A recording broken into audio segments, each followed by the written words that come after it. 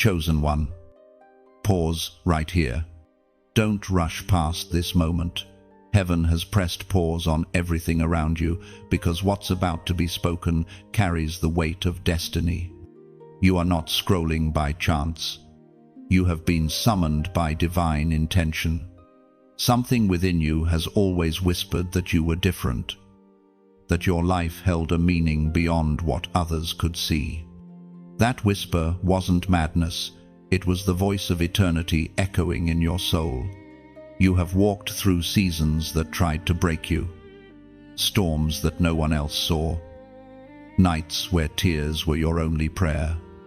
Yet, even in those shadows, grace followed you. Every closed door, every betrayal, every loss, it wasn't punishment, it was preparation.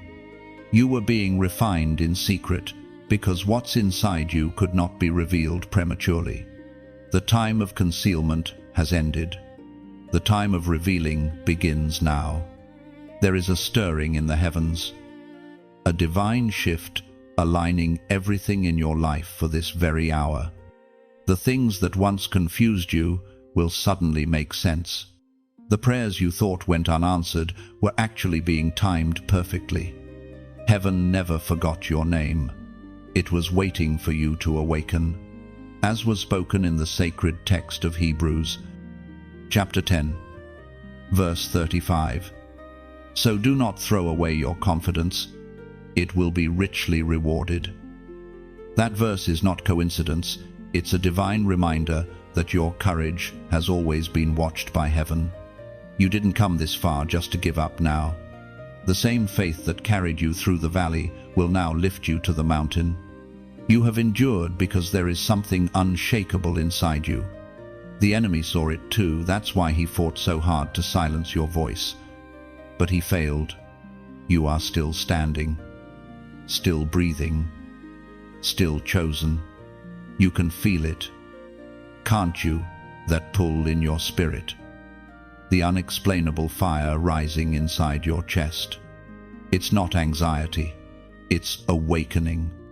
Heaven is breathing over your destiny, calling forth everything that's been dormant, the dreams you buried, the visions you silenced. They are coming back to life. You were never meant to live small. The world told you to shrink, but the Spirit says to expand.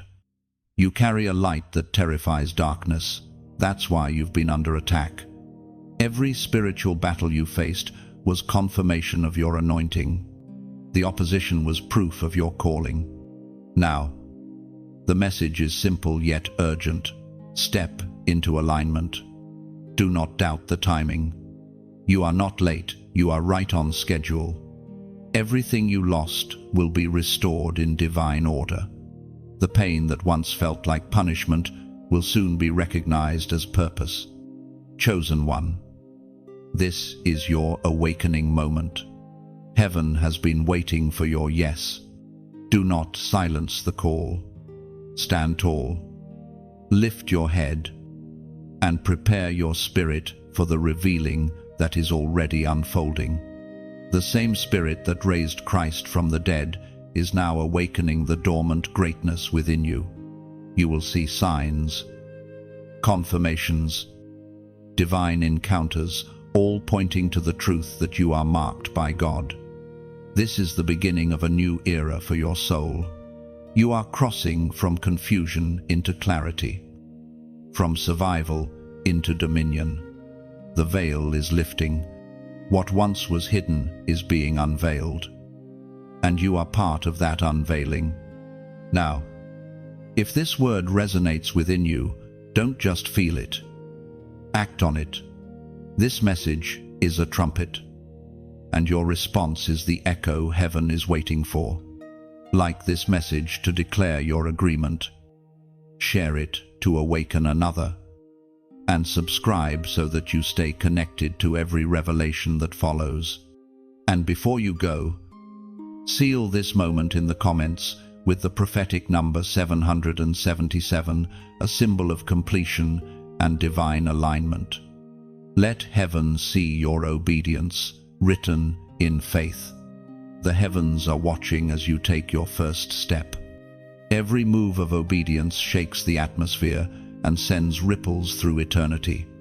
You are not just responding to a message, you are responding to a divine summons. The moment your heart says yes, creation itself begins to rearrange around you. Do not underestimate what is happening right now. A single decision made in faith carries more power than 1,000 fears. Heaven records your response, and angels move at your agreement. The light within you grows stronger with every declaration of faith. Your alignment is unlocking doors that no hand can close. Let this be the beginning of your transformation. Let courage rise like morning light and silence the whispers of doubt. The past no longer defines you. Grace has rewritten your name. You are not who you were yesterday. You are who heaven says you are. From this moment forward, walk with authority. Speak with confidence. Live as one who has seen the unveiling of destiny. The world will not understand the fire inside you, but they will witness the glow. Stand firm. Chosen one, the revelation has begun, and heaven is writing your legacy now. You feel the air shift around you. The atmosphere itself carries a strange awareness, as if creation knows something is being revealed. The veil begins to lift. Everything that once seemed ordinary now vibrates with divine meaning. You start to realize that your entire life, every turn, every pause, every heartbreak, has been leading to this exact moment. For years, you thought your struggles were punishment. You thought the silence of heaven meant rejection. But now, the truth begins to unfold like light breaking through a dense fog. You see it clearly. You were never abandoned. You were being prepared. Heaven was positioning you while the world misunderstood you. The divine plan was written in layers, hidden behind events that seemed meaningless. Yet now, as your spirit awakens, the puzzle pieces begin to align. The very things that caused you pain now reveal their purpose. The detours, the delays, even the disappointments, they were protection in disguise. You were never off track. You were in training. There is a language that heaven speaks, a rhythm of timing, a harmony of purpose. You begin to notice it now. The coincidences were not random, they were divine appointments. That conversation that lingered in your mind, that dream that felt too vivid to ignore, that sudden stirring to move, to change, to act, it was all heaven whispering, "This is the way, walk in it." The fog of confusion starts to clear. What once felt like silence was actually strategy. The reason heaven didn't answer your cries in the way you expected was because it was arranging something far beyond your imagination. You were asking for survival. Heaven was designing transformation. As the veil lifts, you begin to see that you were never walking alone.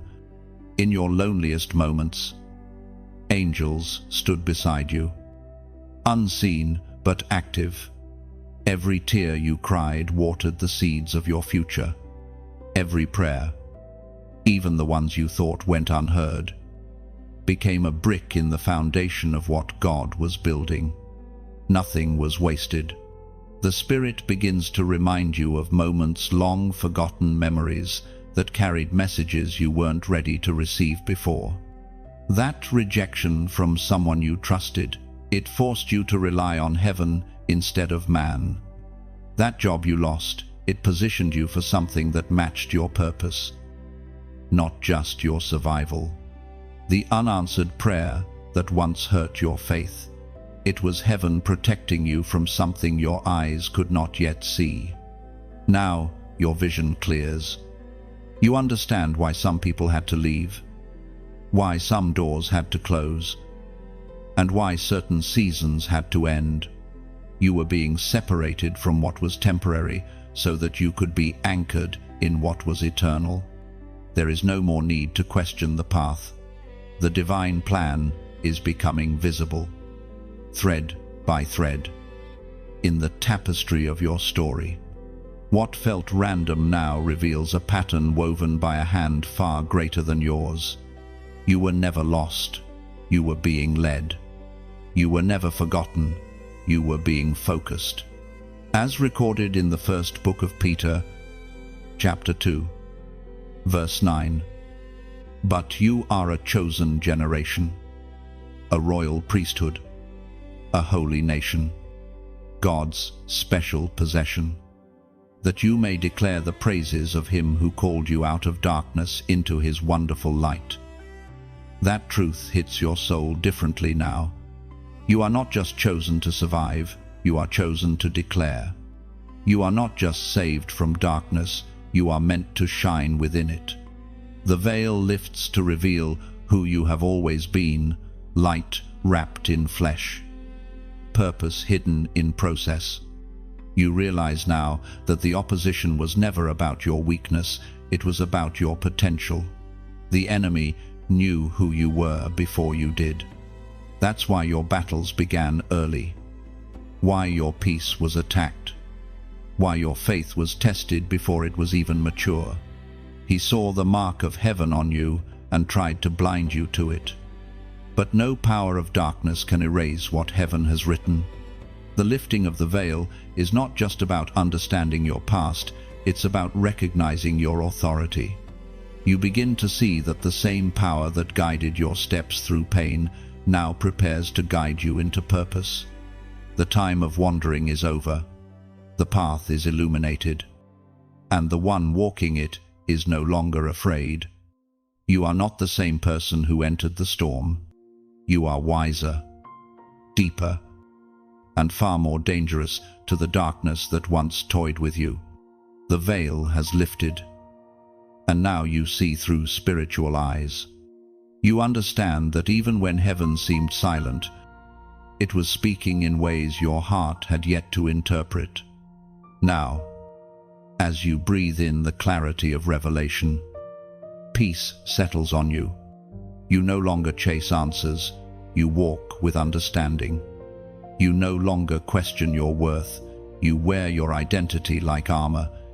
The revelation is simple but powerful. Your entire life has been an unfolding prophecy, and the author has never stopped writing. The veil has lifted. Chosen one. You see now. You understand now. And soon, you will walk in a way that makes even the heavens stand in awe. The air thickens with awareness. You begin to sense the weight of something ancient moving beneath the surface of your everyday life. This is not imagination, it is revelation. There has always been a war around you. Unseen, but undeniable. A battle between light and darkness. Between the call of heaven and the whispers of the pit. The moment you began to awaken, that battle intensified. The forces of darkness have always known who you were. They watched your potential before you ever recognized it yourself. From your first breath, the enemy marked you as a threat, because your obedience would set captives free.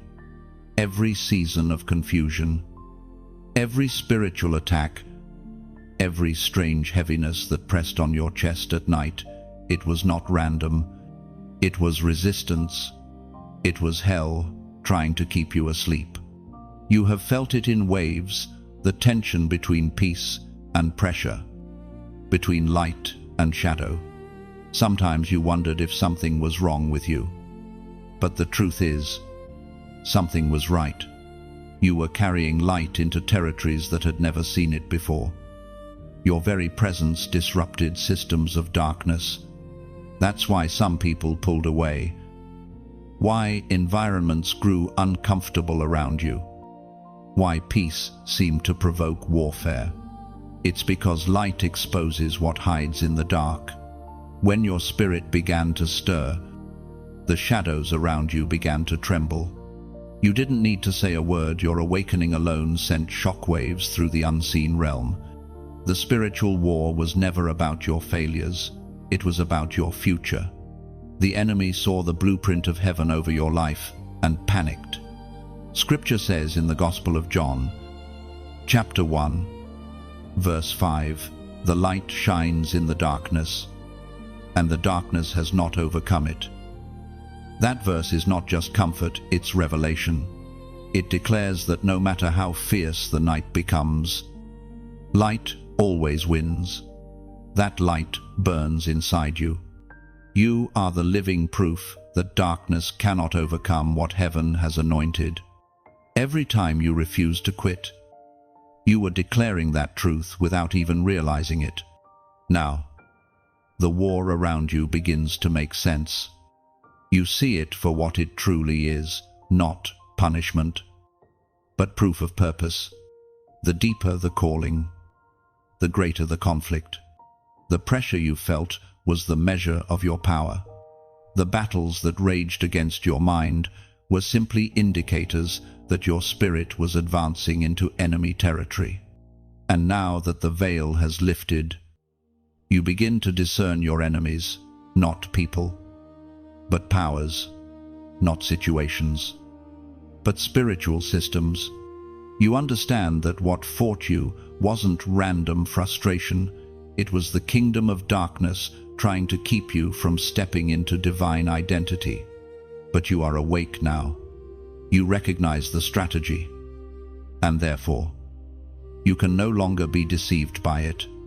The moment you realize the truth, authority begins to rise within you. You understand that light doesn't argue with darkness, it simply shines. You no longer react to the enemy's attacks, you command peace into the chaos. The battlefield was never outside of you, it was within. Once you win there, everything else must bow. This revelation brings both soberness and strength. Soberness, because you see how close darkness tried to come. Strength, because you realize it never succeeded. The hand of God has been covering you the entire time. Even in your weakest moment, grace was your shield. Even when you thought you were losing, heaven was positioning you for victory. Now, as you stand in this awareness, the war loses its power to intimidate you. You have seen the truth, and the truth has set you free. The light inside you burns brighter than ever. You walk differently now, not in fear, but in quiet dominion. There is one thing heaven asks of you now: never forget who you are. Never forget that you are the evidence that light still wins. When the darkness whispers lies, remind it of this truth: you cannot extinguish what heaven has ignited. If this word resonates with the fire in your soul, take a moment and declare it aloud in faith. Comment, "Light wins." Because when you write those two words, you are making a spiritual declaration, not just for yourself, but for every battle that still tries to surround you. You are speaking into the unseen, reminding every shadow that the war has already been decided. Light wins always, and forever. When you type "light wins," you're not just leaving a comment, you are declaring a spiritual law into motion. You're telling the darkness that it no longer has authority over your mind, your family, or your destiny. Each letter carries prophetic weight, releasing light into every shadow that once dared to challenge you. Write it boldly, "Light wins." Say it like you mean it, because heaven agrees with your declaration. In that moment, you join a chorus of chosen ones across the world, standing together as proof that truth still shines, faith still prevails, and no darkness can silence the light that lives within you. You begin to sense something deeper now, the reality that this calling was written long before you ever breathed your first breath.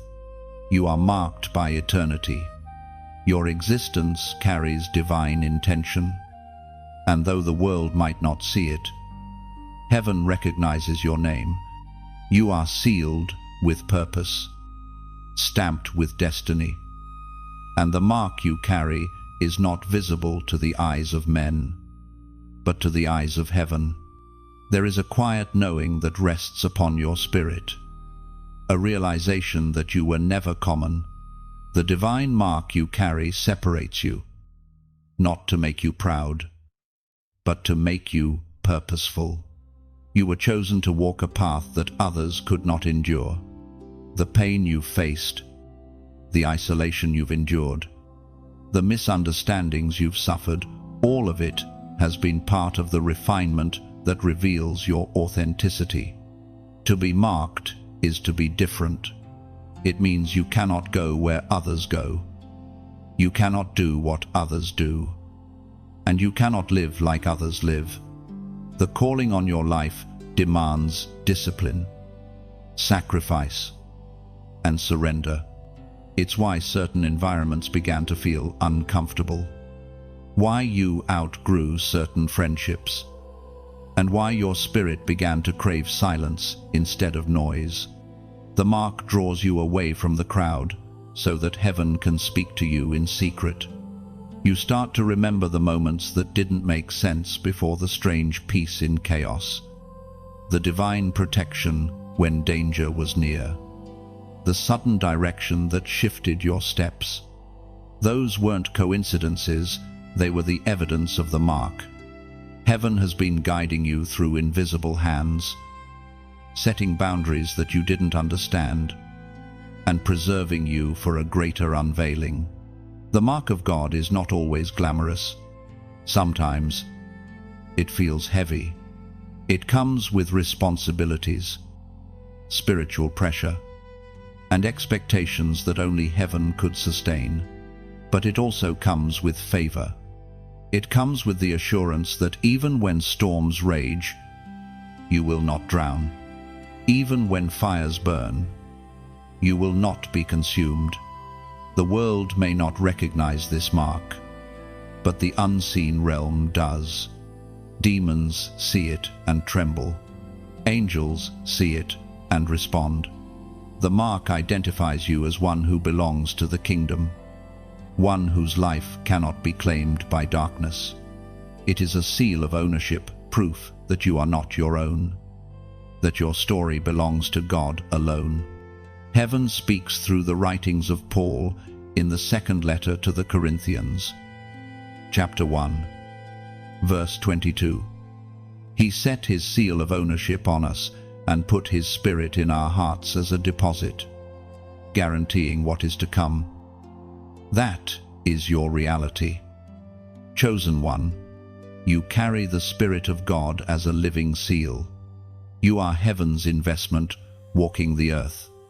Every day, every breath, every step is a continuation of that divine signature. When others see an ordinary life, heaven sees a divine assignment. Sometimes, this mark isolates you. It sets you apart.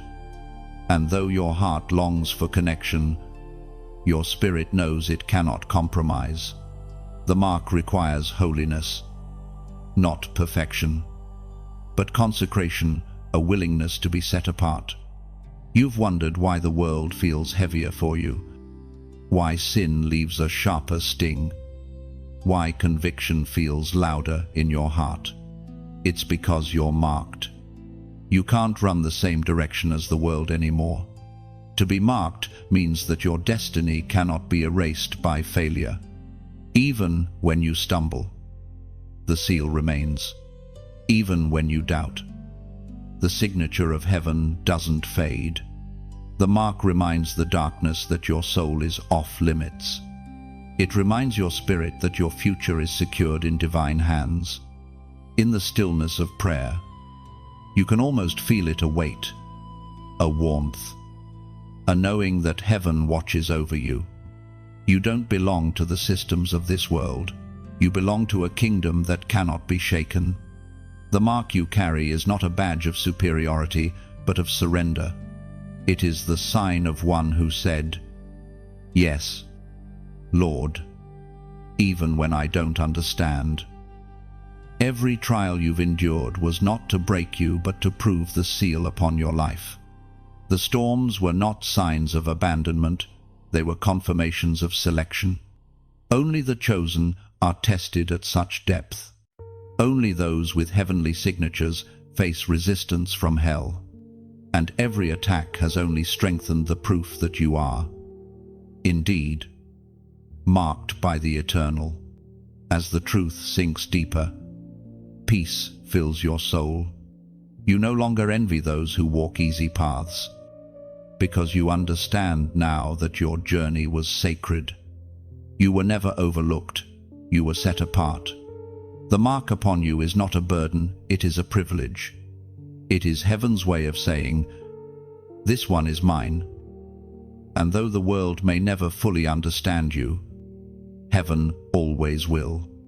You were designed for divine distinction, not worldly approval.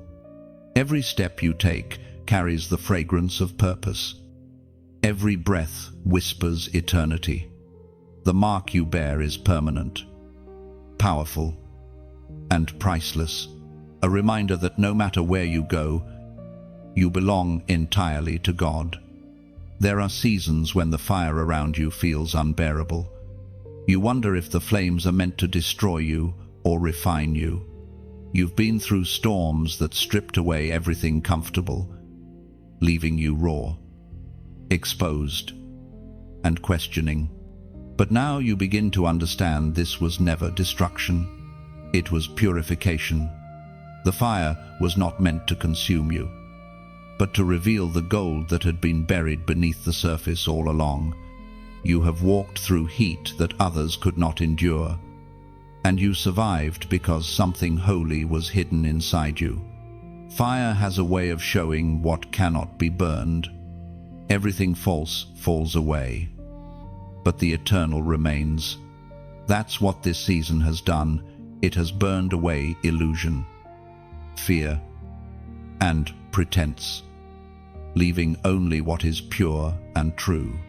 In the quiet after the storm, you begin to hear the whispers through the fire. Heaven speaks clearest in the glow of surrender. The noise of life fades, and in that stillness, you recognize the voice you've been searching for all along, not the voice of circumstance, but the voice of God. He was never far, he was speaking through the heat. The fire teaches what peace cannot. It teaches dependence, humility, and trust. It refines the heart until it reflects heaven itself. You begin to see your trials differently now, not as punishment, but as proof that God saw something precious worth refining. He does not waste pain, he transforms it into revelation. Every tear, every ache, every unanswered question becomes a divine classroom. The prophet Isaiah once wrote in the book of Isaiah, chapter 43, verse 2, "When you walk through the fire, you will not be burned, the flames will not set you ablaze." Those words are more than comfort, they are covenant. You were never meant to escape the fire. You were meant to emerge from it radiant, carrying glory that only those who have endured can carry. The very flames that tried to destroy you have purified you into a vessel of brilliance. What once was your breaking has now become your becoming. In those moments when the fire raged hottest, heaven was closest. You didn't see it then, but every flicker of flame was guarded by divine hands. You were surrounded by mercy, even when it felt like judgment. God trusted you with the fire because he knew it wouldn't destroy you, it would define you. Now, as you look back, you can see the beauty in what once brought pain. The ashes that once symbolized loss now carry the fragrance of new beginnings. The fire has done its holy work. It has made you unshakable, untouchable by fear, and unmistakably chosen. You don't carry the scent of smoke, you carry the aroma of transformation. The world won't understand the glow that follows you, the quiet authority that rests on your words, or the way peace follows your presence. They will not see the nights you cried, the prayers you whispered, or the moments when you almost gave up. But heaven saw it all. And now heaven displays its masterpiece, you. Every scar tells a story. Every burn bears witness to grace. You've been through what should have broken you. Yet here you stand stronger, purer, wiser. The fire did not take from you. It gave you something indestructible: clarity, courage, and calling. You are no longer afraid of the flames, because you've learned their secret. Fire is not the enemy, it is the evidence that something inside you is worth protecting. You've discovered that even pain can be sacred when it's surrendered. What was once the place of your breaking has become the altar of your becoming. And now, chosen one, as you carry this flame forward, something beautiful stirs inside you, a quiet invitation. The fire you've endured is not just for you, it's for the world around you. Someone else is standing in their own storm, waiting for proof that they can survive it too. Maybe your story will be that proof. So, if this word resonates with the deepest part of your spirit, let your response be gentle yet powerful. When you like this message, it is as though you are laying another glowing coal upon the altar, keeping the sacred fire alive. When you share it, it's as if you're carrying a torch through the night, passing light to someone still walking through their own ashes. And when you subscribe, it becomes a vow whispered to heaven: keep the flame within me alive, and I will keep walking toward your light. These are not commands, they are invitations. Invitations to remain close to the warmth that shaped you. Invitations to become a living flame that lights the way for others who have forgotten the glow. The fire may have tested you, but now it crowns you. You have become the whisper through the fire, the living testimony that beauty is born from burning. And as the embers glow softly within your spirit, remember, flames fade, but light remains.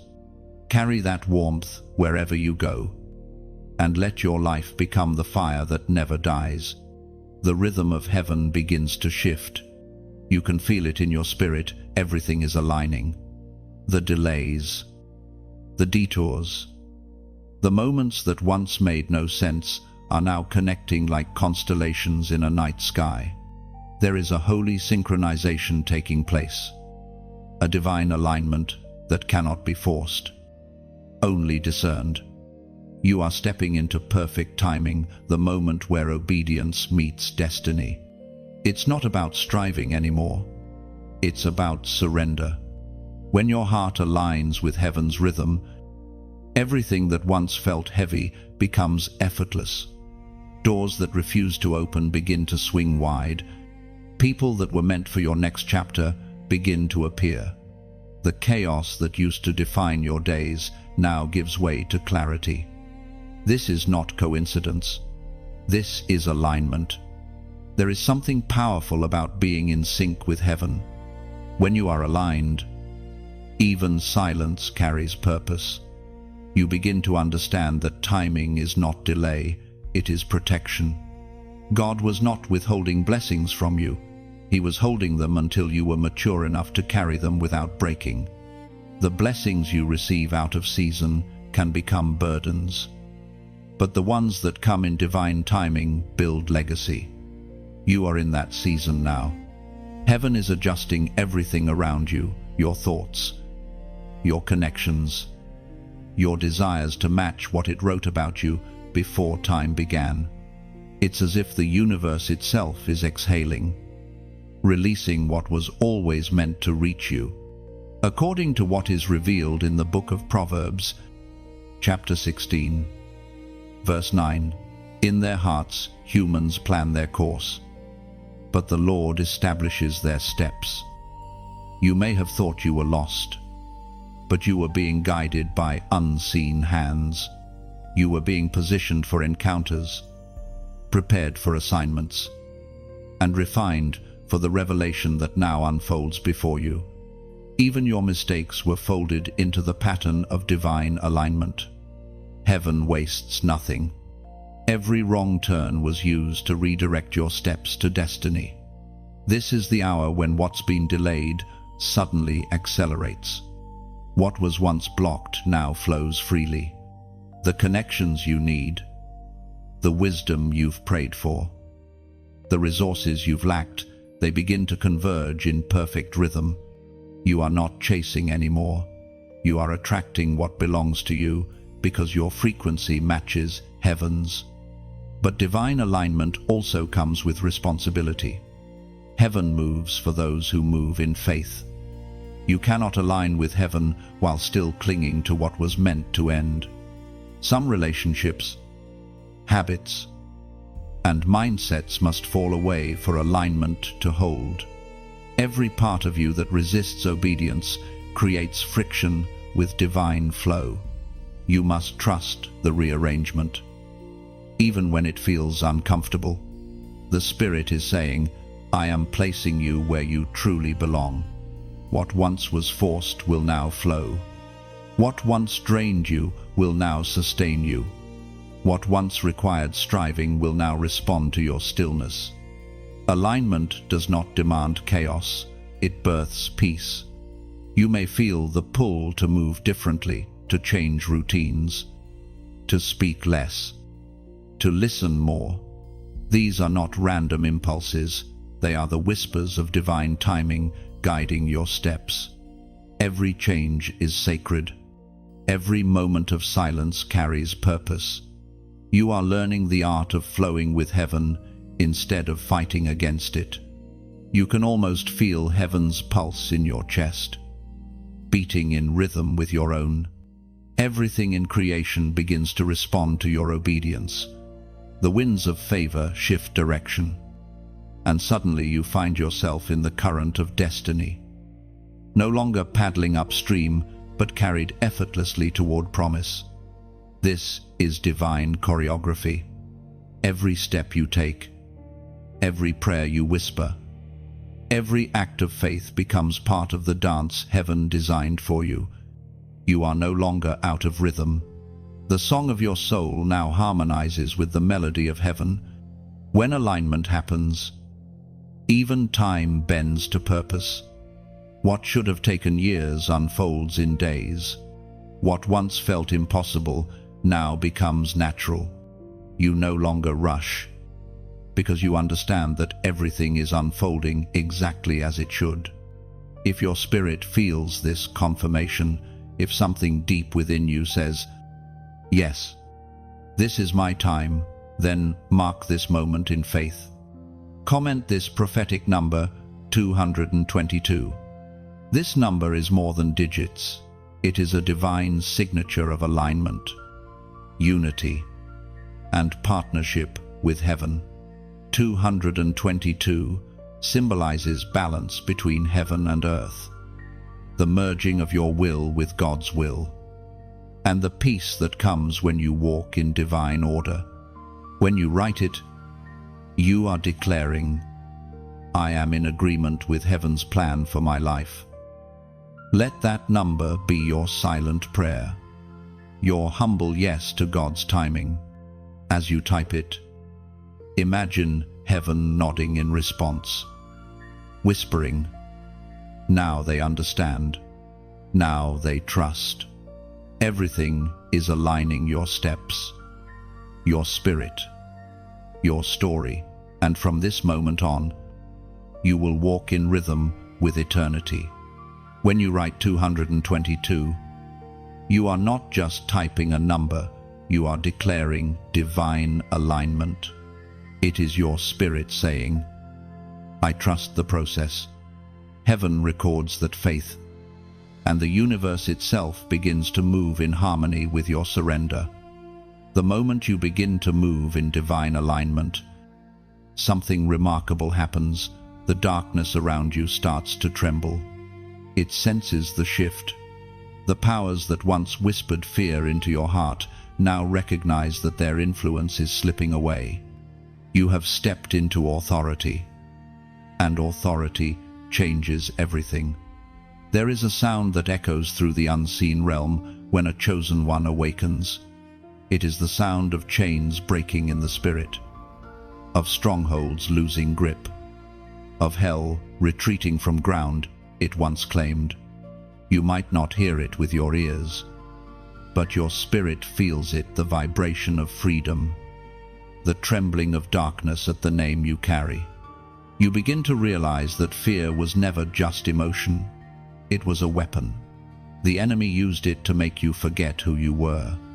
He tried to convince you that your battles were proof of weakness, when in truth, they were proof of potential. The greater the threat you pose, the harder the opposition pushes. Darkness only fights what carries light. For years, the enemy worked to distract you with doubt, to drain you with delay, to discourage you with disappointment, but none of it worked. You are still here, still standing, still shining. Every attempt to silence you has only refined your voice. Every spiritual attack has only made your armor stronger. You have learned that the presence of warfare means you are close to breakthrough. The Spirit reminds you that light does not need to shout, it simply shines. When you walk into a room, the atmosphere shifts. When you speak truth, confusion disperses. When you pray, walls crumble. The authority you now carry is not something you earned, it is something you inherited through surrender. Heaven does not give power to the proud, it gives it to the pure.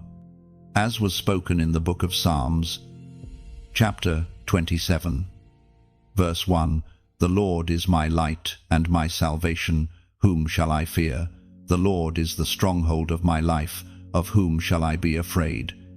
You carry that truth in your spirit now. Fear no longer rules you. The same light that burns in heaven burns within you. You are not a victim of circumstance, you are a vessel of power. Darkness cannot comprehend you, cannot control you, cannot compete with the spirit that dwells within you. Every moment you doubted yourself, heaven whispered your true name, conqueror. The power you carry is not loud, it's steady. It's the quiet kind of strength that makes demons nervous. It's the assurance that no matter what rises against you, you will not break. You were built for this. There will still be storms. The world will still shake, but you will not. You've been fortified from within. Every test, every tear, every trial was a brick in the fortress of your soul. You've learned to stand even when everything else falls apart. And because of that, darkness trembles not at your strength, but at your stability. The closer you draw to your divine assignment, the more pressure you may feel. But now you recognize it for what it is, confirmation. Resistance is proof of movement. The greater the light, the greater the shadows that try to follow. But shadows only exist because light is present. You have become that light. And wherever you walk, darkness loses ground. Your words carry weight, your presence carries peace. You have shifted from survival to authority. This is what happens when a chosen one stops running and starts standing. When you pray now, heaven listens differently. You don't beg, you declare. You no longer hope things will change. You speak, and they must.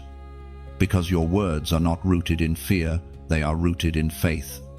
The same spirit that calmed the storm dwells within you. You don't need to fight with fists, you fight with truth.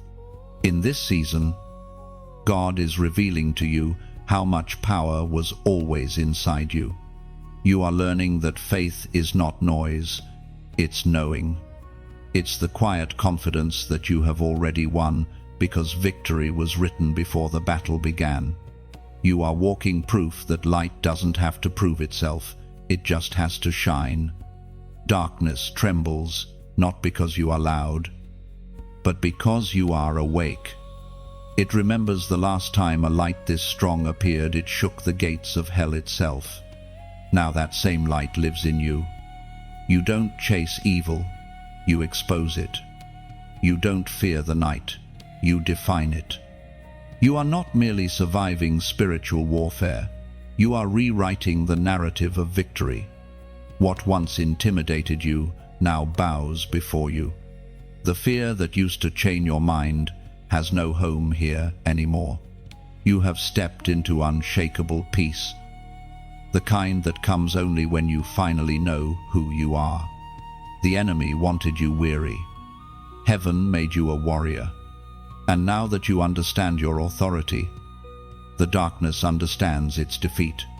You walk forward now, unafraid and unstoppable, carrying light that commands silence, proof that darkness has already surrendered to your presence. The deeper you walk into awakening, the more signs begin to follow you. Not coincidence, not imagination, confirmation. Heaven starts to communicate through symbols, patterns, and whispers that only the awakened can discern. You begin to notice numbers repeating, dreams returning, and moments that seem to align too perfectly to ignore. This is not superstition. This is heaven speaking in code. God has always used signs to confirm his direction. For Noah, it was a rainbow. For Moses, a burning bush. For Gideon, a fleece wet with dew. Heaven speaks through creation, through pattern, through repetition, because repetition builds recognition. What you once dismissed as strange now feels like divine dialogue. You start to see how certain numbers follow you, how they appear on clocks, receipts, or dates. They are not random. They are reminders that heaven is near, that you are walking in rhythm with a greater plan. You begin to feel peace where once there was confusion. Each pattern becomes a heartbeat from eternity saying, I am with you. The Spirit begins to train your discernment. You no longer seek signs out of desperation, but notice them out of awareness. There's a difference. The immature chase signs, the awakened recognize them. These are not toys for curiosity, they are tools for clarity. Every divine code carries a message, and each one reveals a piece of your assignment. The ancient words recorded in the Gospel of Matthew, chapter 13, verse 16, declare, but blessed are your eyes because they see, and your ears because they hear. That blessing now rests on you. What others overlook, you perceive. What others dismiss, you discern. Heaven has opened your senses, teaching you to interpret divine language without confusion. Your dreams grow vivid, your intuition sharpens. You start to perceive shifts in the atmosphere before they manifest in the physical. This is the prophetic sensitivity awakening within you. God speaks in many ways, through words, through creation, through encounters, but for the chosen ones. He often speaks through patterns. The repetition of symbols is his gentle way of saying, pay attention. You are being invited to see beneath the surface, to recognize how eternity hides inside the ordinary. Perhaps you wake at the same hour each night. Perhaps the same phrase echoes through conversations. Perhaps you meet someone whose story mirrors your own. None of this is by chance. Heaven is weaving confirmation into your path, like breadcrumbs guiding you toward your next revelation. This awareness is not a burden, it's an intimacy. It means heaven trusts you with secrets. You are learning to read the language of destiny. To others, it may seem strange, but to your spirit, it feels familiar, like remembering something you always knew. These are prophetic codes, spiritual coordinates, leading you deeper into alignment with divine purpose. The world calls them coincidences. Heaven calls them confirmations. And once you recognize the pattern, it's impossible to return to blindness. You begin to live alert, attentive, attuned to the subtle signals that heaven sends. Even silence begins to speak. For you understand that sometimes the absence of signs is the sign that it's time to rest and trust rather than strive and search. Yet this awakening comes with a warning. Discernment must walk with humility. Not every sign is instruction. Sometimes it's affirmation. Not every symbol requires reaction. Sometimes it simply means, I see you. The purpose of signs is never to replace relationship, but to strengthen it. They are meant to draw you closer to God, not distract you from Him. The more you mature, the quieter the signs become. Heaven doesn't need to shout at those who listen closely. You start to live in such harmony that you no longer need external confirmation. You simply know. That knowing is the highest form of divine communication, the inner peace that says, I am exactly where I'm meant to be. You walk differently now. Every day feels sacred. Every moment filled with possibility. The world hasn't changed, but your perception has. You see through new eyes. You no longer separate the spiritual from the ordinary, because you've learned that God is present in both. And as this understanding deepens, you begin to carry a holy confidence. You no longer doubt the direction of your steps, because you trust the one guiding them. You no longer demand constant signs, because you've become a living message, a walking revelation. The patterns you once saw around you now move through you. You have become the symbol heaven uses to speak to others. Your presence reminds people of light, of hope, of divine reality breaking into the human realm. You no longer just receive messages, you are the message. Everything about your life, your words, your timing, your journey becomes a code heaven writes on the world, and those meant to understand will recognize it. You won't have to explain it, they'll just know. The same way you knew when heaven whispered first to you. And so, you move through life as living prophecy, each step a sentence, each breath a verse, proof that heaven still speaks. And you, chosen one, have learned how to listen. You feel it stirring now, the pull toward purpose. All the revelation, all the refining, all the waiting has led to this, the unveiling of your sacred assignment. It is not something you create, it is something you remember, deep within. Your spirit has always known what it was sent here to do. This moment is not about ambition, it's about obedience. You were chosen for something that reaches beyond the temporary, something eternal in weight and meaning. You were not placed on this earth to blend in, you were planted to build, to heal, to declare, to bring light where others have forgotten how to see. Your assignment is the reason your spirit never fit into the world's mold. You begin to notice that purpose isn't revealed all at once. It unfolds gradually, like dawn breaking through fog. One instruction at a time, one act of faith at a time. Destiny rarely roars, it whispers. It does not shout to get your attention. It waits for stillness to reveal itself. As you lean in, clarity begins to form. You realize that your gifts were never random. Your compassion, your creativity, your resilience, all of it was designed with divine precision. Heaven placed specific tools within you, tools that fit no one else's hands. You are the answer to a need that exists somewhere in this world. Someone's breakthrough is connected to your obedience. As the Apostle Paul reminds us in his letter to the Ephesians, chapter 2, verse 10, "For we are God's handiwork, created in Christ Jesus to do good works, which God prepared in advance for us to do." That verse is your confirmation. Long before you felt unqualified, heaven had already written your qualification.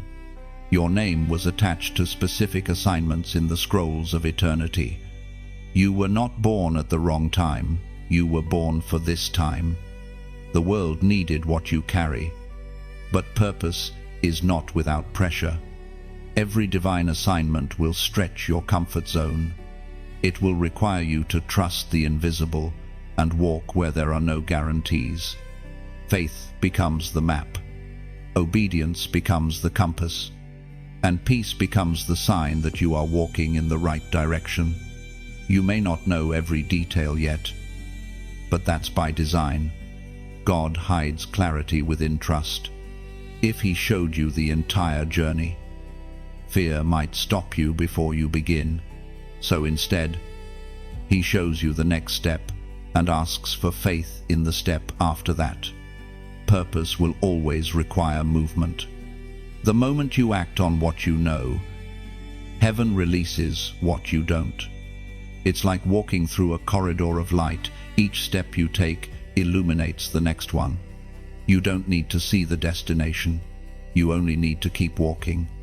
As this awareness grows, the distractions begin to lose their grip. You start caring less about applause and more about assignment.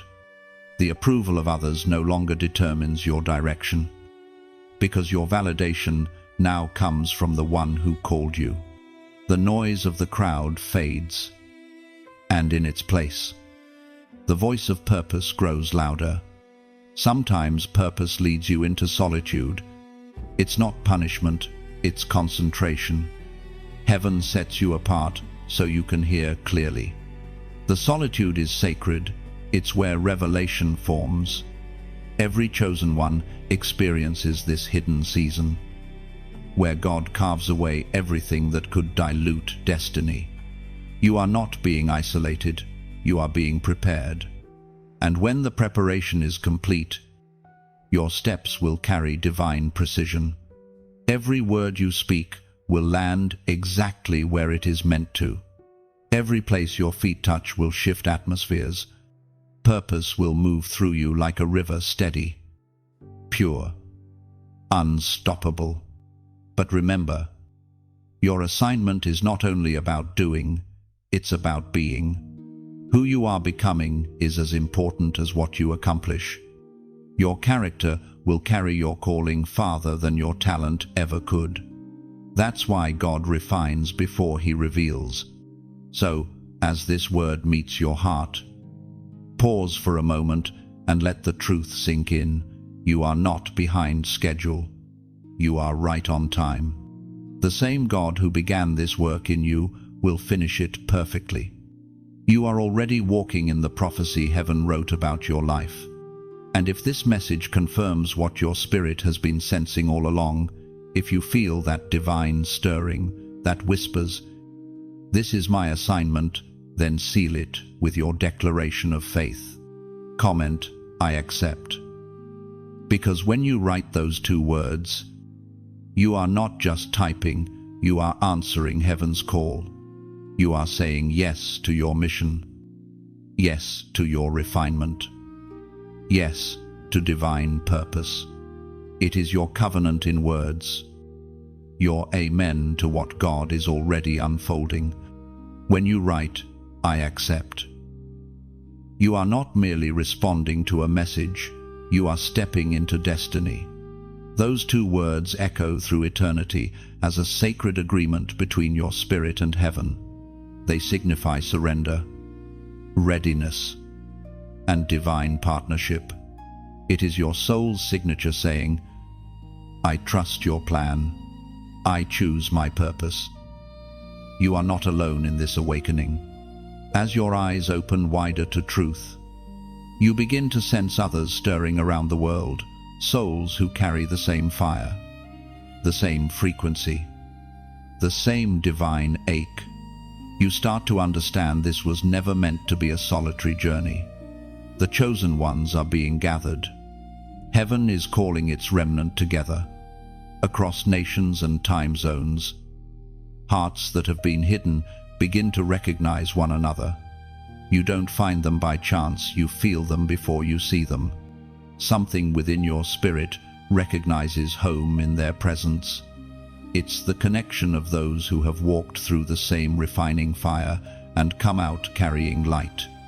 This is the gathering of the remnant, the people who refuse to bow to fear, who will not dilute truth for comfort, who know that faith is not theory, but breath.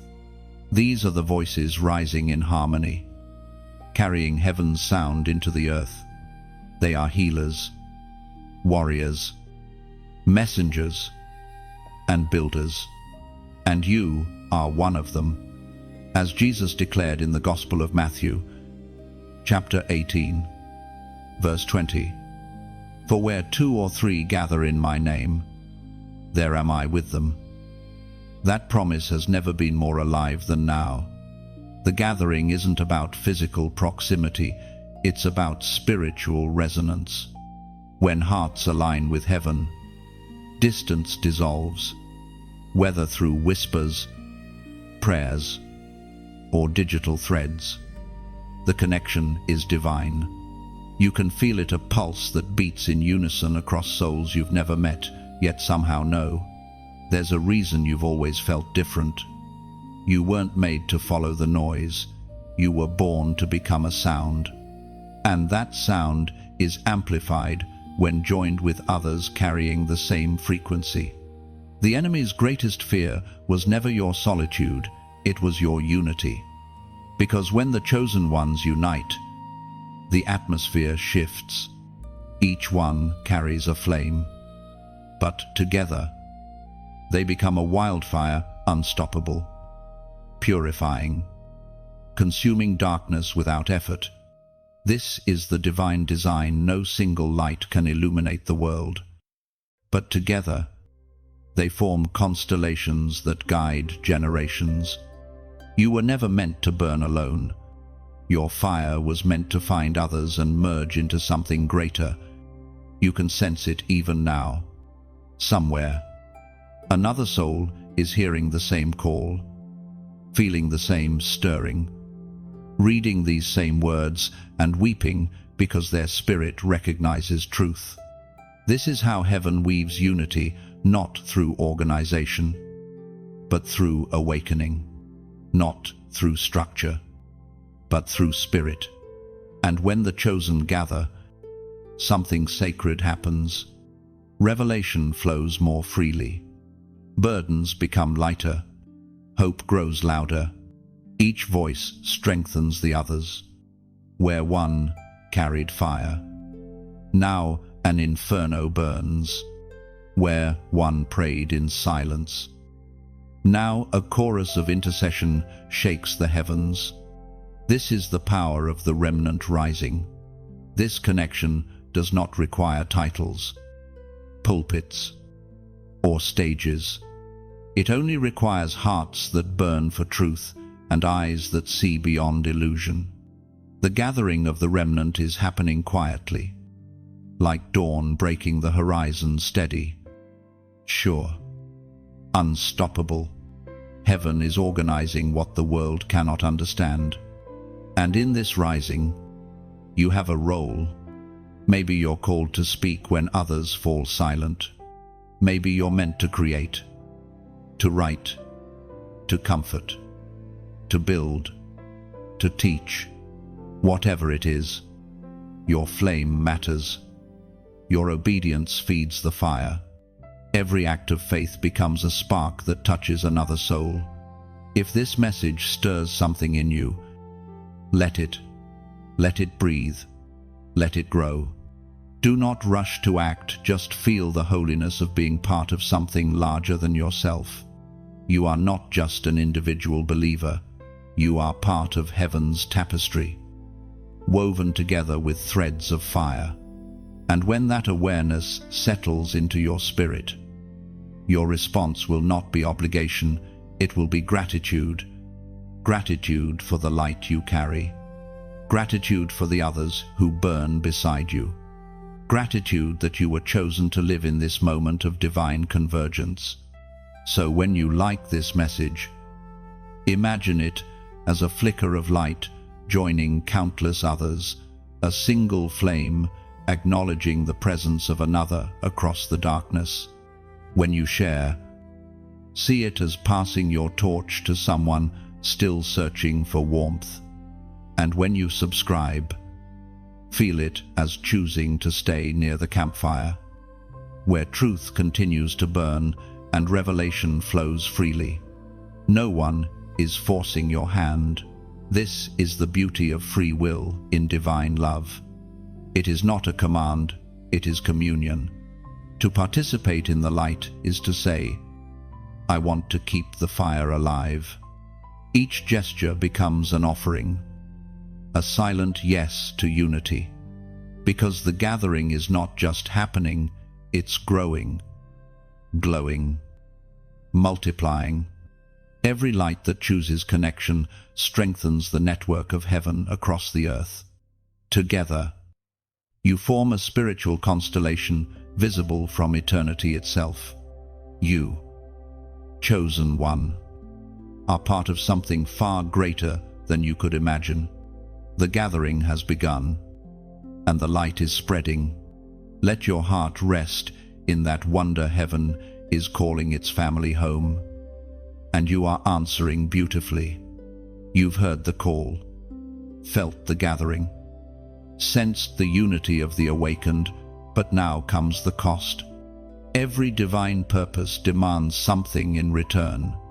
The fire of destiny does not burn without fuel, and that fuel is surrender. This is the season where the chosen ones must decide what they're willing to release so that heaven's plan can continue to unfold. The cost of obedience is rarely visible to others. It's not always about losing possessions or people, it's often the quiet, internal sacrifices that hurt most. Pride, fear, comfort, the need for control. God never asks for what you cannot give, but He often asks for what you don't want to let go of. And in those moments, obedience becomes holy warfare between your will and His. You feel the weight of it. To follow the call means leaving behind what once defined you. It means stepping into uncertainty, trusting that if God removes something, He intends to replace it with something greater. This is not punishment, it's purification. Heaven will never take without purpose. Every subtraction is preparation for divine multiplication. Sometimes, obedience costs relationships. People who once understood you may now feel distant. Those who celebrated your old version may not recognize who you're becoming. You cannot explain this transformation to everyone. It is sacred. Some will misinterpret your silence as pride, your distance as rejection, your faith as foolishness, but you will learn to bless them and keep walking. Destiny requires focus. As recorded in the book of Philippians, chapter 3, verse 8, I consider everything a loss because of the surpassing worth of knowing Christ Jesus, my Lord. That verse becomes more than words, it becomes reality. You start to understand what it means to lose without losing. Every sacrifice draws you deeper into divine intimacy. You begin to taste freedom in obedience. realizing that surrender doesn't shrink you, it strengthens you. Every yes to heaven breaks another chain of earthly limitation. There are moments when obedience feels like walking through fog. You can't see the destination, you only know the direction. Yet, even in that uncertainty, peace follows. True obedience doesn't depend on understanding, it depends on trust. It is choosing to move forward when logic tells you to stop. Believing that the same God who began the journey will guide every unseen step. This path isn't easy, but it's holy. The weight of the calling is heavy because what you carry is sacred. Every chosen one feels it, the tension between flesh and spirit, between desire and destiny.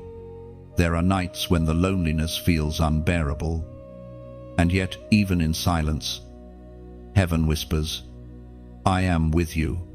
That assurance becomes your anchor. The cost of obedience is also the birthplace of transformation. The things you surrender become seeds in the ground, waiting to bloom in another season. You may weep over what's left behind, but in time, you'll see beauty rise from those ashes. What you give up in pain returns multiplied in purpose. God is not cruel. He doesn't strip to harm, he prunes to help. He doesn't test to shame, he tests to strengthen. The cost you pay is the proof that your calling is real.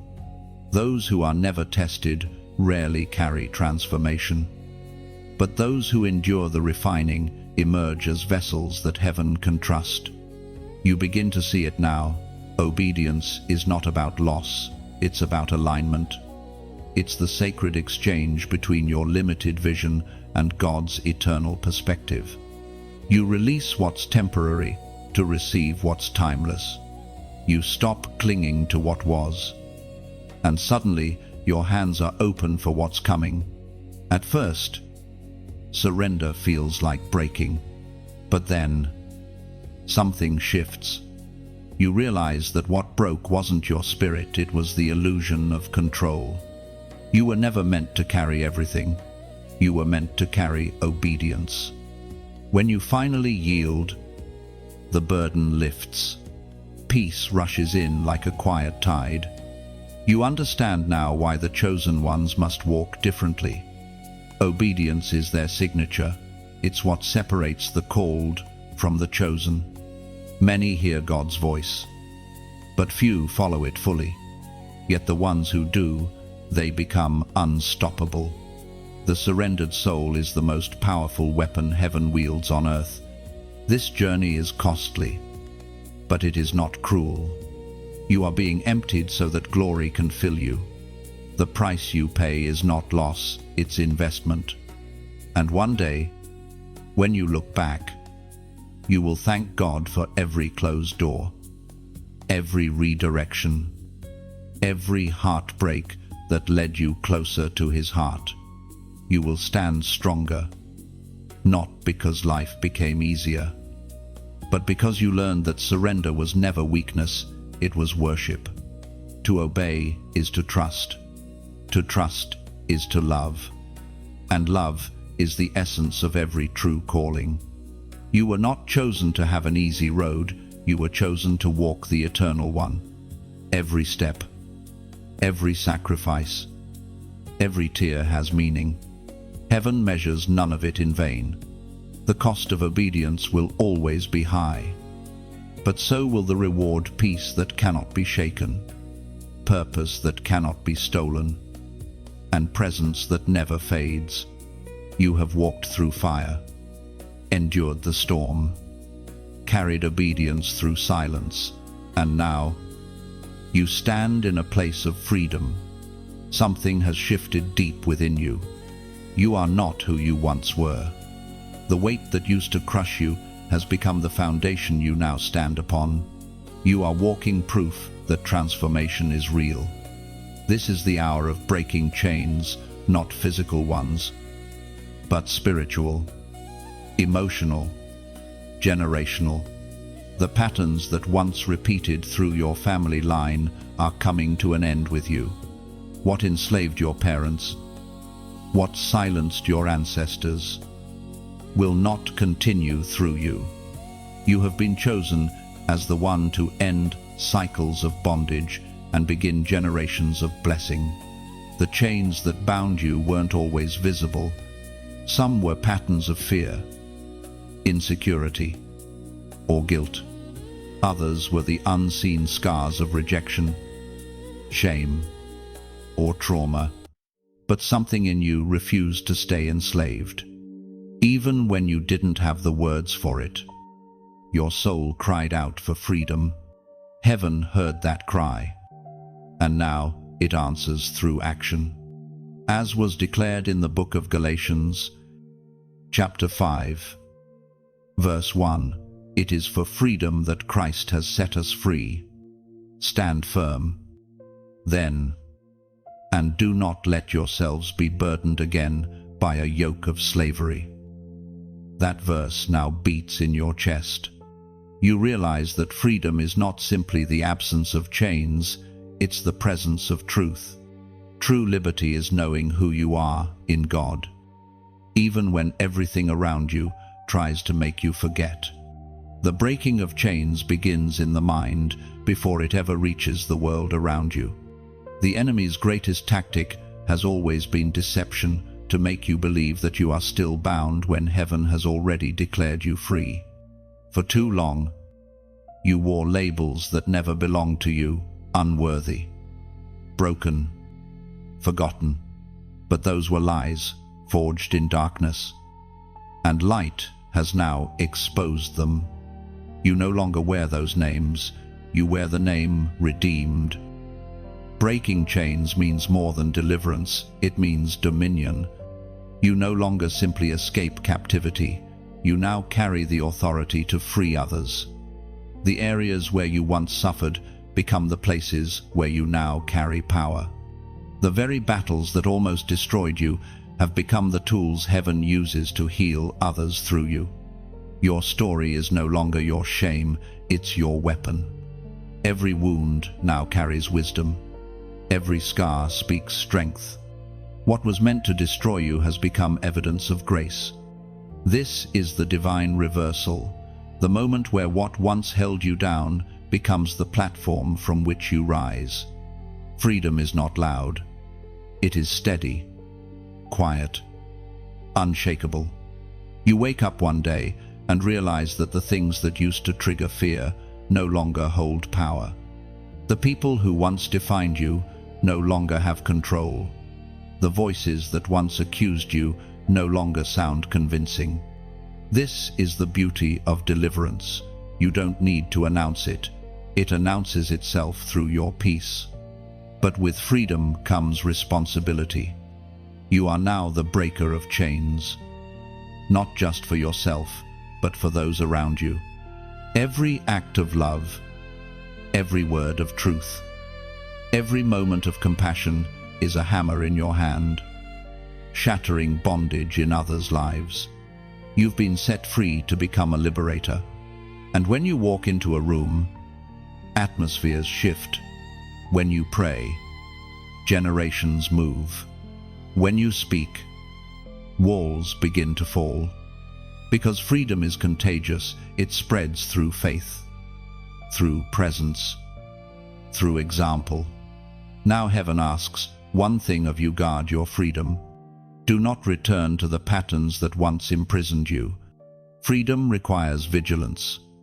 It is not a one-time event, it is a daily choice to walk in truth, grace, and awareness.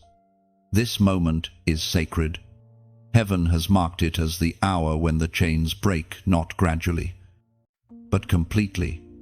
You are stepping into divine inheritance, into peace that runs deep, into a life unshackled by the past.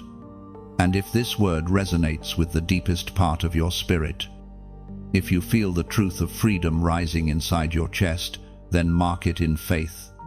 Comment this prophetic number 555.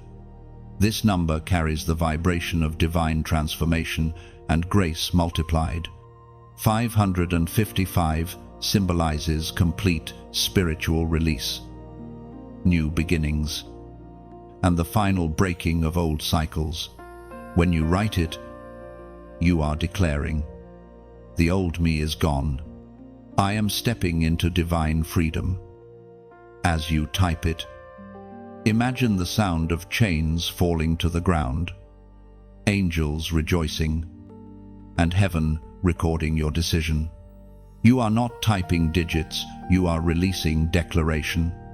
The number becomes your banner, your moment of victory, your personal covenant with freedom itself. When you write 555, you're not just typing, you're testifying. Each digit echoes through eternity, proclaiming that you've chosen transformation over trauma, liberation over limitation. Heaven witnesses your declaration and seals your freedom in light. So, write it boldly, 555. Let it be the sound of chains snapping and futures opening. In that moment, your spirit aligns with grace, declaring, "I am free. I am changed. I am whole." You have been freed, refined, and aligned, but freedom is never the end. It is the beginning of a calling greater than yourself. Now that your chains have fallen, your voice carries the weight of testimony. You are not just one who has been delivered, you are one who delivers. The same light that set you free now moves through you, calling you to become a messenger in a world that has forgotten the sound of truth. The path before you is not one of comfort, but of conviction. You are being sent into places where few are willing to go, into conversations others avoid, into atmospheres where light feels foreign, into hearts hardened by disappointment. You will not always be welcomed, but you will always be needed. For every word you speak from heaven's breath has purpose. It will land exactly where it is meant to. As recorded in the book of Isaiah, chapter 61, verse 1, "The Spirit of the Lord God is upon me, because the Lord has anointed me to proclaim good news to the poor. He has sent me to bind up the brokenhearted, to proclaim freedom for the captives." That verse is not just ancient poetry, it is a mantle. It rests upon you now. You have been anointed not for applause, but for assignment. Every moment you choose faith over fear, you fulfill prophecy. Every time you speak truth when silence feels safer, heaven moves through your voice. Your message will not always be words. Sometimes, your life will preach louder than your tongue ever could.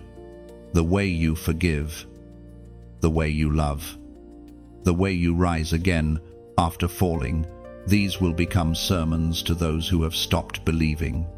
People will watch how you carry peace in storms and wonder how you survived what should have broken you. And through you, they will see God. The messenger's path is sacred, but it is not easy. To carry light means to walk through darkness. To bring healing means to touch pain. Sometimes, your message will cost you comfort, because truth often demands loneliness before it releases influence. But that loneliness will never last forever. It will always lead to revelation. The more you pour out, the more heaven pours in. You may feel unqualified, but heaven delights in using the unqualified. Moses stuttered. Jeremiah was afraid. Esther was hidden. Peter was impulsive. Yet each of them carried divine fire that could not be extinguished. Your humanity does not disqualify you. It reveals grace. God does not search for perfection. He searches for willingness. Being a messenger means learning to speak when prompted and to stay silent when commanded. It is a dance between obedience and discernment. Sometimes the message is thunder, other times it is a whisper. Sometimes it is given in words, other times in a single act of kindness. The messenger's strength is not volume, it is accuracy. And you, chosen one, have been prepared for this. Every season of silence trained your ears to hear.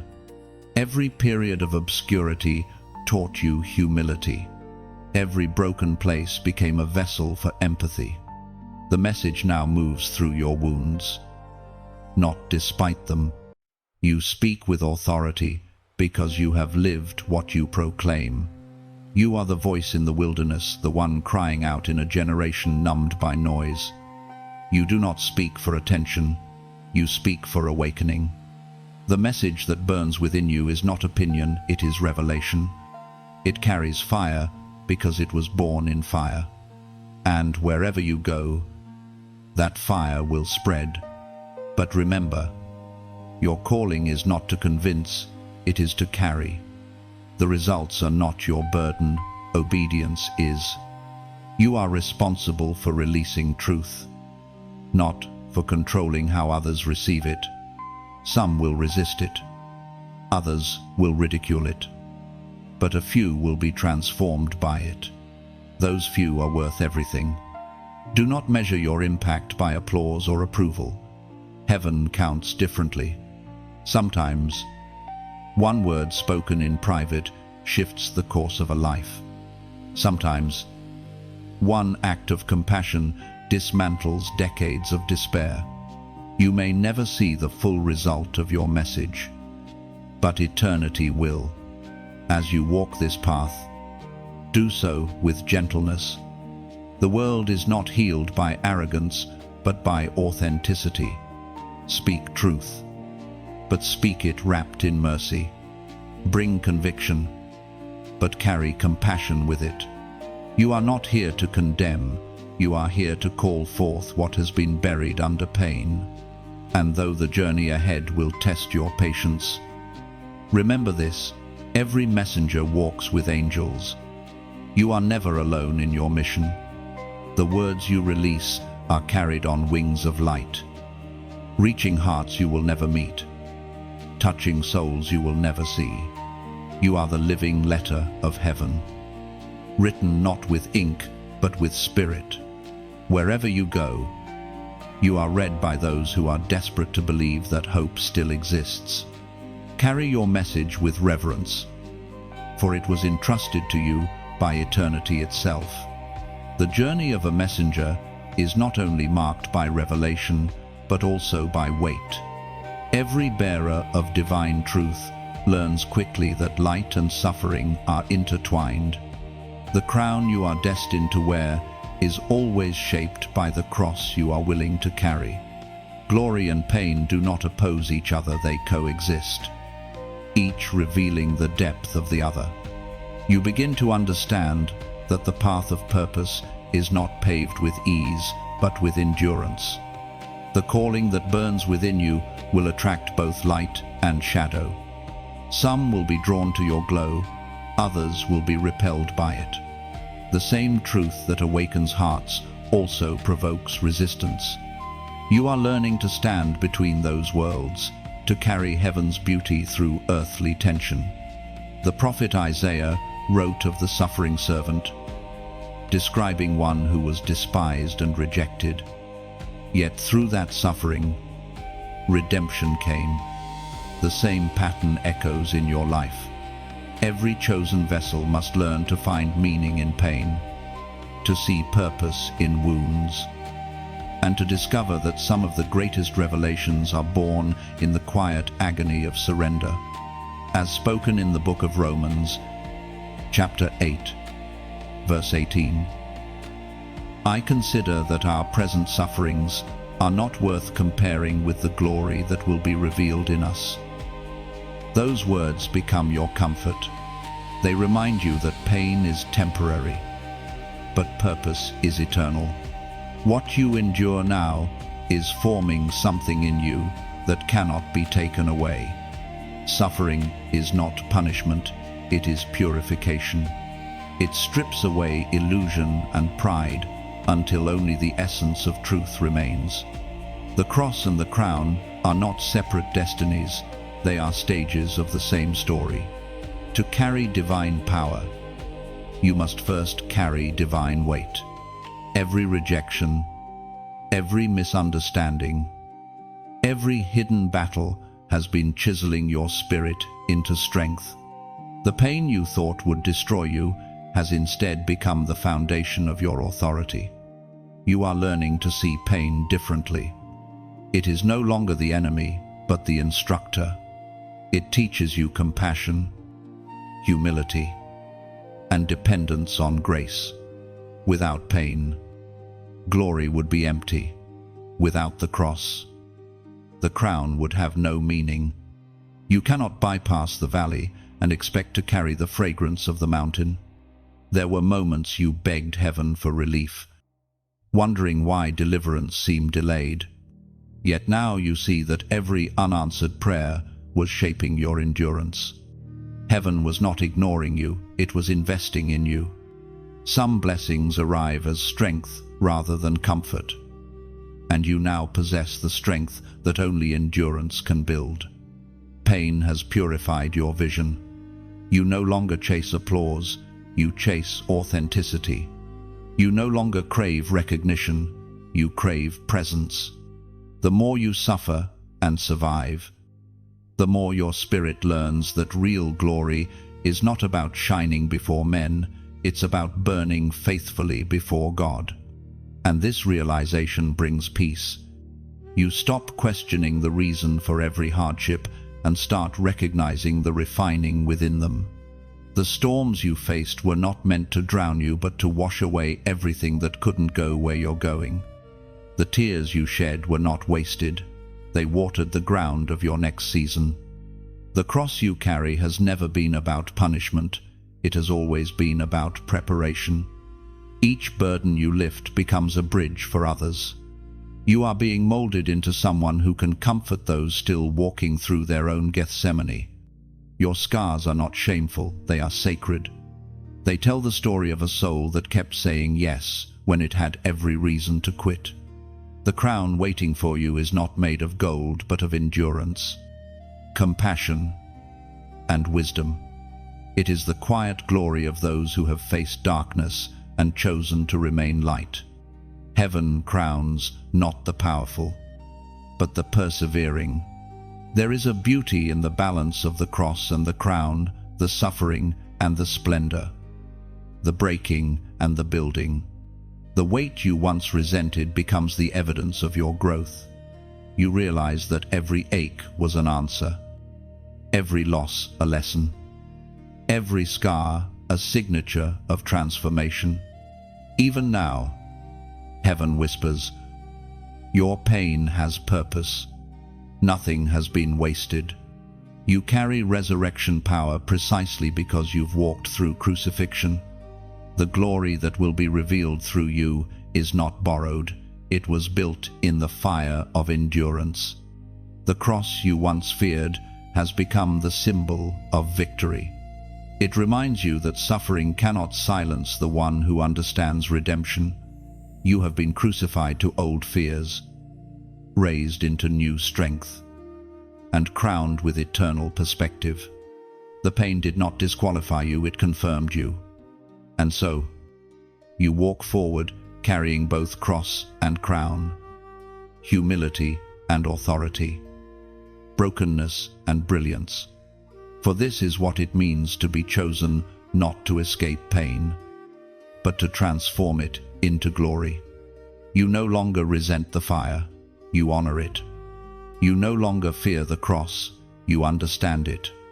And through that understanding, you carry light strong enough to heal the world. There comes a moment in every divine journey when heaven issues its final warning before the unveiling the holy silence before the trumpet. You can feel it in your bones, a trembling awareness that the world is shifting, that grace is still available, but not forever. It is a sacred tension between mercy and justice, between invitation and accountability. This is not fear, this is clarity. Heaven is not threatening, it is awakening. The Spirit whispers, "Do not sleep through this hour. Something is drawing near." And those who carry light can feel it. The atmosphere itself hums with prophecy. The final warning is not the end, it is mercy extended one last time to those still wavering at the edge of surrender. You, chosen one, know the feeling.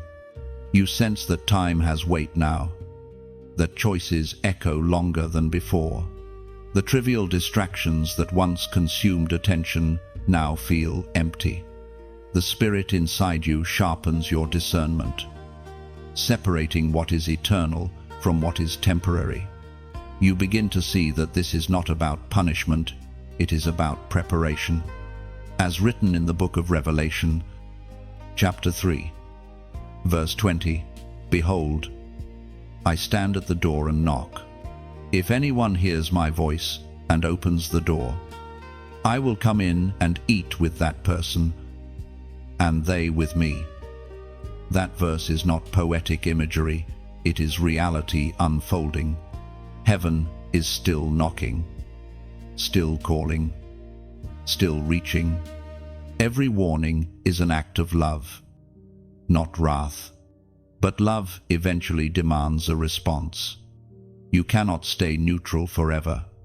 The knocking grows louder because time is sacred, and heaven longs for you to open the door fully, not halfway. The final warning is not thunder, it is tenderness. It comes softly through conviction, through moments of sudden awareness, through words that pierce like light through a closed window. You felt it, the still, small voice that says, "Don't go back. Don't ignore this. Choose the narrow path."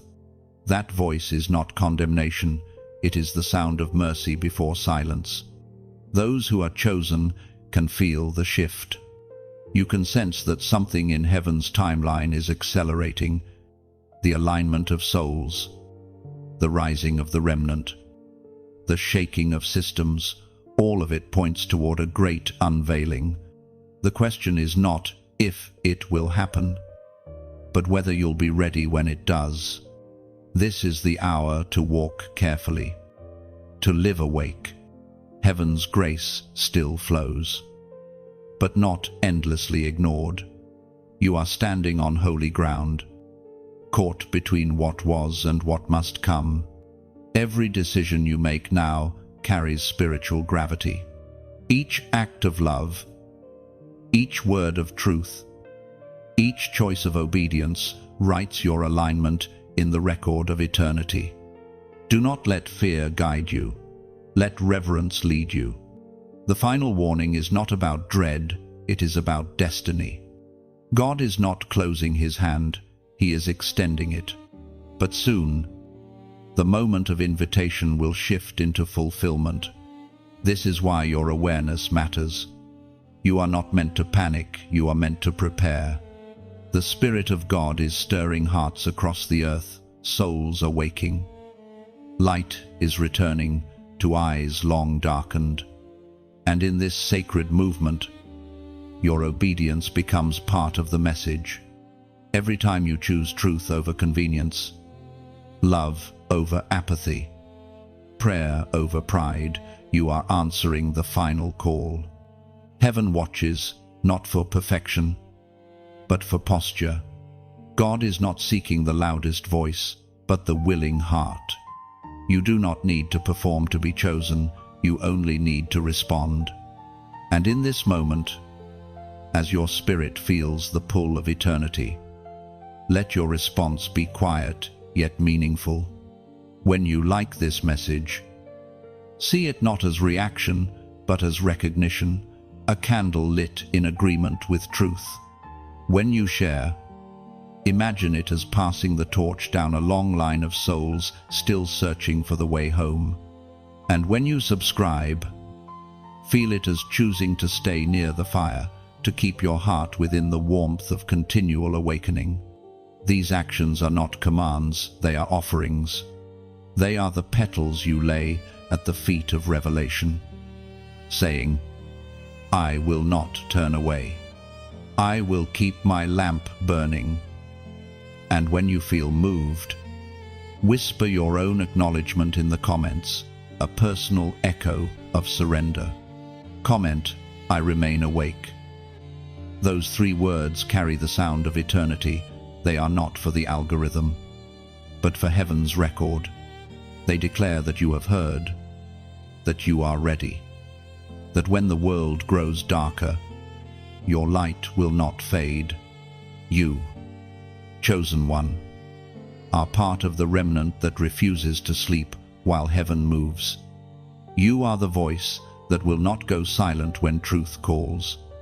The final warning is not your fear, it is your invitation to readiness, your signal to stay near the flame of revelation. So, stay awake, stay faithful, keep burning, and when heaven calls again, it will not find you asleep, it will find you shining. And then, the moment comes, the unveiling. Everything that was hidden begins to surface, both in the world around you and in the depths within you. What was once shadowed in mystery now stands in light. The revelation is not just something you witness, it is something you become part of. Heaven reveals not only what is coming, but also who you have always been.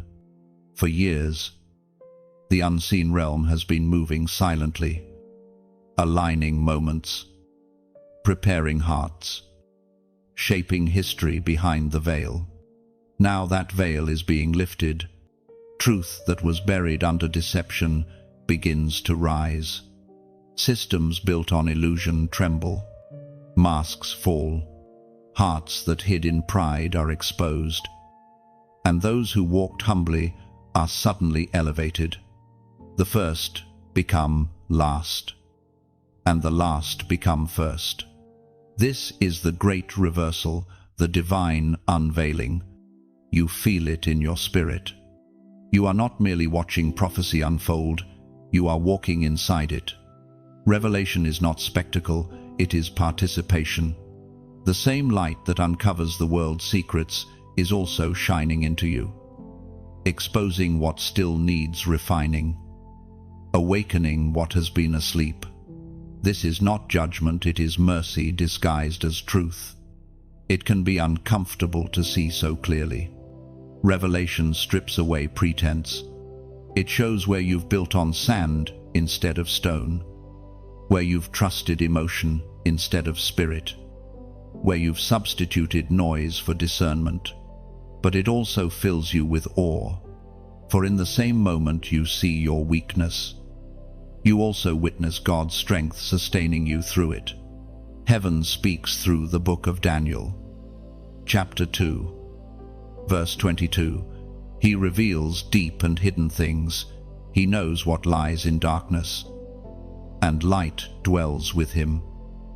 That truth becomes alive in you. God is not revealing to humiliate, but to heal. The exposure is restoration. It makes room for renewal. The light does not come to burn you, it comes to build you, to bring every hidden thing into alignment with the eternal plan. The revelation also expands your vision. You begin to perceive time differently. What once seemed delayed now appears deliberate. Every season, even the painful ones, fits perfectly into a larger design. You realize that heaven's clock was never slow, it was precise. Every unanswered prayer, every detour, every silence was working together to lead you to this unveiling moment. You begin to see with prophetic clarity. You notice the patterns of history repeating, the cycles of humanity returning, and yet you are no longer afraid. You understand that revelation is not meant to provoke panic, but to prepare peace. The truth does not destroy those who carry it humbly, it anchors them. In this season, your discernment deepens. You no longer react to chaos, you recognize its purpose. Every shaking, whether in governments, in families, or in your personal life, is heaven rearranging the landscape to expose foundations. The shaking is not punishment, it's positioning. What can be shaken will fall, but what is built on truth will remain unmovable. You start to see people differently too. Some who once intimidated you now appear fragile. Others who seemed insignificant now carry authority. The unveiling reveals character, it exposes motives and magnifies integrity. It separates those who speak light from those who only borrow it. But rather than judging, you find yourself moved to compassion. You understand now why mercy triumphs over judgment, because revelation shows how much we all need grace. As heaven unfolds its mysteries, you also begin to see your own reflection differently. You are not the broken version of your past, you are the becoming version of your promise. Every hidden strength begins to surface. Every dormant gift starts to awaken. The unveiling reveals not just your potential, but your position. You are no longer standing in the outer courts, you are standing in the holy place. In this clarity, worship changes. Prayer changes. You no longer beg heaven for direction, you thank it for revelation. You no longer search for signs, you carry understanding. The voice you once strained to hear now whispers freely because your spirit has become still enough to listen. The unveiling is not just external, it is internal. This is the moment where revelation becomes revolution, not of politics or power, but of perception. You see, as heaven sees, you love as heaven loves. You forgive as heaven forgives. You walk as one who understands that knowledge without humility breeds pride. But revelation wrapped in love brings transformation. And so, you stand here no longer bound by ignorance, no longer intimidated by mystery. The curtain is gone, the veil torn, the truth alive within you. Everything hidden has purpose. Everything revealed has reason. And everything, absolutely everything, is under the hand of the one who wrote your story before the beginning of time. You breathe, and it feels like light. You walk, and it feels like prophecy fulfilled. You have become both student and vessel of revelation, carrying understanding that changes atmospheres. What was concealed has now been made clear. You were never waiting for the unveiling. Heaven was waiting for you to open your eyes. There is a stillness now, unlike any you have felt before. The unveiling has passed. The revelation has settled. And what remains is peace, a quiet, radiant peace that feels like the very breath of heaven. You stand in the aftermath of transformation, no longer uncertain, no longer searching. The questions that once haunted your nights have found their answers, not always in words, but in understanding. You know now who you are, and you finally see why it all had to happen the way it did. You are not the same being who began this journey. Every wound has become wisdom. Every delay has become direction. Every loss has become language that heaven now speaks through you. You have become living proof that nothing surrendered to God ever truly dies. It only transforms. The fragments of your past have been gathered, reforged, and crowned with purpose. Heaven's light rests gently on you now, not as fire that burns, but as glory that abides. You feel it in the quiet of your spirit, that weightless assurance that you have stepped fully into your divine inheritance. The war that once raged within you is over. There is no more striving, no more confusion, only stillness, only certainty. You sense the presence of countless others who have walked similar paths, the remnant, the awakened, the chosen. Together, you form a living constellation across time and space. Lights joined by one eternal purpose, to bear witness to the goodness of the one who called you. The journey was never just about your healing, it was about your becoming. You are now part of a greater chorus, a melody of redemption sung across creation. As the Apostle Paul wrote in the second letter to Timothy, chapter 4, verse 7, I have fought the good fight. I have finished the race. I have kept the faith. Those words echo through your soul like a final seal. You have fought, you have endured, and you have kept your faith. Even when doubt pressed against you like waves, you refused to drown. Even when silence stretched longer than seemed fair, you did not walk away. And now, heaven crowns your endurance, not with vanity, but with vision. You see with eternal eyes. You live from an eternal heart. The crown placed upon you is invisible, yet undeniable.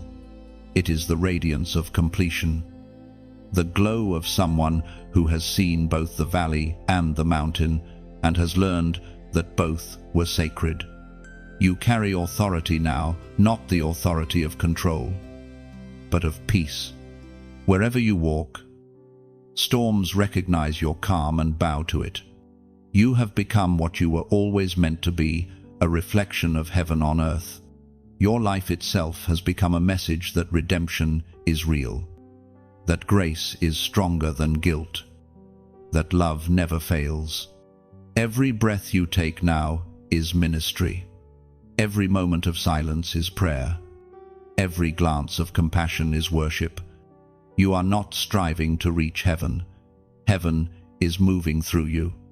And as you stand in this completeness, you remember all those who are still searching. You know what it feels like to wander, to ache, to doubt, to fear. And so, your heart overflows with gentleness. You will not preach with pride, you will live with empathy. You will not condemn, you will comfort. You will not boast, you will bear witness, because you have seen what grace can do.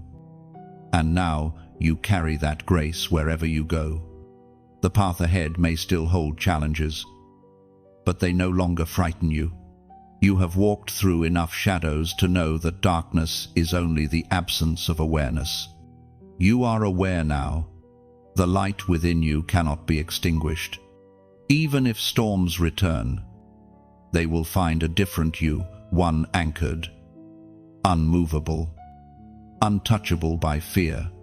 This is the coronation of the chosen, the moment heaven crowns obedience, faith, and endurance. It is not a ceremony of gold and grandeur, but of essence and eternity. The crown you wear is woven from every act of surrender, every unseen prayer, every tear that became a river of faith. You wear it not on your head, but in your spirit. You were chosen long before you understood it, tested long before you accepted it, and refined long before you displayed it. Now you walk as a royal among the redeemed, clothed not in pride, but in presence.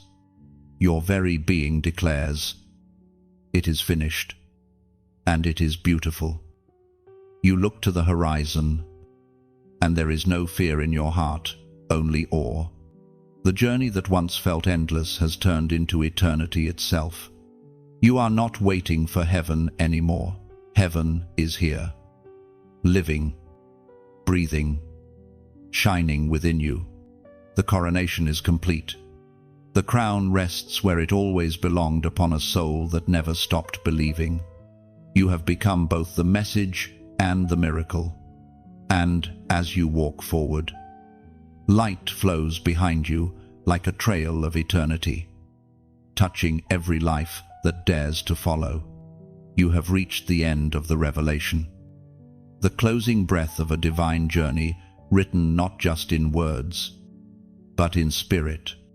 Every sentence, every pause, every whisper has been a mirror reflecting who you truly are, a chosen one awakened to purpose, refined by fire, and crowned by grace. The story was never about arrival, it was about remembrance. Now you stand here, not as a listener, but as a living continuation of what has been spoken. The anointing does not end when the words stop. It begins when you decide to carry them forward. Somewhere, someone still sits in silence, waiting for a spark. Somewhere, another heart still searches for proof that light exists.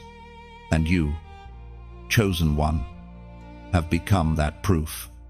When you like this message, see it not as a click, but as a small flame, your agreement with heaven that the fire will keep burning. When you share, imagine sending a lantern into the night, guiding another soul who thought they were lost.